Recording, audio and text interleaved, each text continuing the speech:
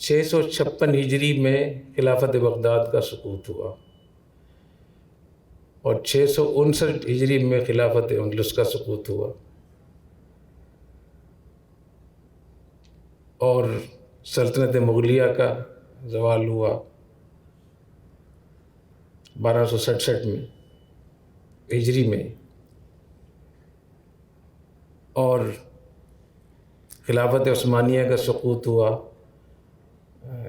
1342 میں، ایسے کچھ ہوگا تقریباً اس کا۔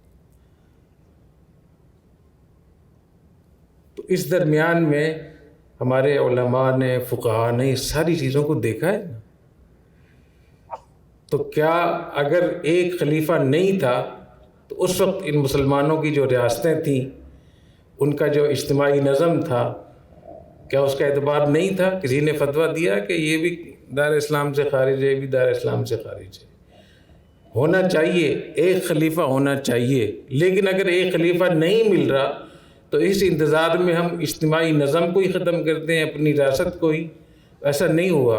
ہماری پوری تاریخ شاہد ہے کہ جتنے بھی ہمارے فقہاء گزرے ہیں، چاہے وہ فقہ شافعی ہو، فقہ حنبلی ہو، حنفی ہو، فقہ مالکی ہو، انہوں نے جو اجتماعی نظم تھا ریاستوں کا، اس کو لازم کیا، اس پہ عمل کرنے کو واجب قرار دیا۔ اس کی پوری تاریخ ہے ہماری۔ تو وہ علاقہ جو عرفاً ریاست ہو، ریاست کے برابر ہو، اگر اس کے اوپر کسی کا قبضہ مستحکم ہو جاتا ہے، ان کے پاس قوت نافذہ موجود ہے اور وہ انصاف کر سکتے ہیں، امن قائم کر سکتے ہیں، اپنی سرحدوں کا دفاع کر سکتے ہیں، اگر وہ غیر قانونی طور پر بھی وہ اس پہ قابض ہوں گے تو بھی اس قبضے کا شرعاً اعتبار ہے۔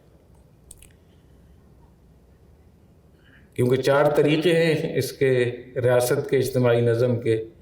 ایک تو یہ کہ سارے اہل حل و عقد وہ اس کے ہاتھ پہ بیعت کر لیں، جیسے کہ حضرت ابوبکر صدیق رضی اللہ عنہ کے ہاتھ پہ بیعت کی۔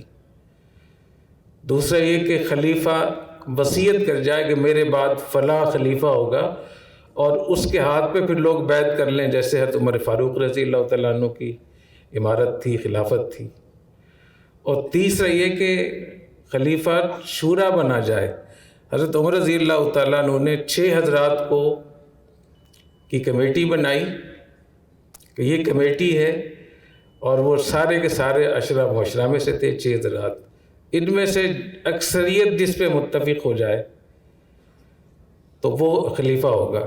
چنانچہ عثمان غنی رضی اللہ تعالیٰ عنہ کے بارے میں 4 حضرات نے کہا کہ ان کے ہاتھ میں بیعت ہونی چاہیے، 2 حضرات نے مخالفت کی۔ چونکہ اکثریت تھی تو معلوم ہوا کہ شریعت میں اکثریت کا بھی اعتبار ہے، سیدھا سیدھا فتویٰ نہ لگائیں کہ یہ اکثریت کہاں سے آپ نے لے لی۔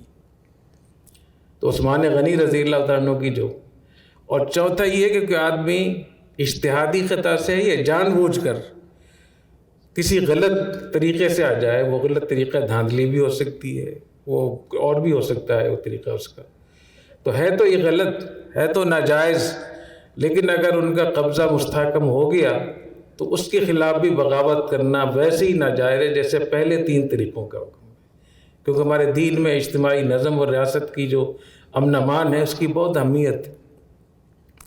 تو ایک تو یہ کہ جہاں جس علاقے پر جس کا قبضہ ہے، وہ اس حدود میں جو لوگ وہاں رہتے ہیں ان پر ان کی اطاعت واجب ہے۔ افغانستان میں جو امارت اسلامیہ ہے وہ حدود افغانستان تک وہ محدود ہے۔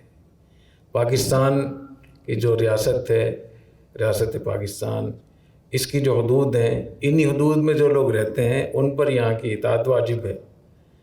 حضرت رحمہ اللہ تعالیٰ کے زمانے میں یہ سوال پیدا ہوا تھا، اور کوہاٹ سے استفتاء آیا تھا، وہ ہمارے دارالفتاء میں وہ استفتاء بھی موجود ہے، جواب بھی موجود ہے۔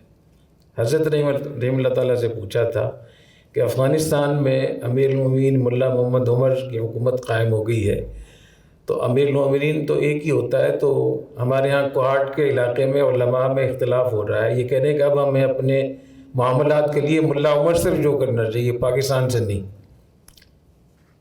تو حضرت نے یہ جواب لکھوایا تھا کہ حدود افغانستان تک ان کی ولایت ہے، پاکستان کی جو حدود ہیں یہاں پاکستان کا نظام اور پاکستان کا قانون چلے گا، ہم اس کے پابند ہیں۔ اور اس کہ جو مجیب تھے اس فتوے کے، جو مفتی تھے، وہ مفتی سعید اللہ صاحب. مفتی سعید اللہ صاحب نے یہ فتویٰ لکھا. جانتے ہیں مفتی سعید اللہ صاحب؟ تو یہ میں کر رہا ہوں کہ آج کوئی نئی چیز تو نہیں پیدا ہوئی ہے. یہ خلافتوں کا ثبوت بہت پہلے سے ہوا، صدیوں میں سب کچھ ہوا ہے یہ. تو اس پہ بحث موجود ہے، تفصیل موجود ہے، اس کو دیکھنا چاہیے.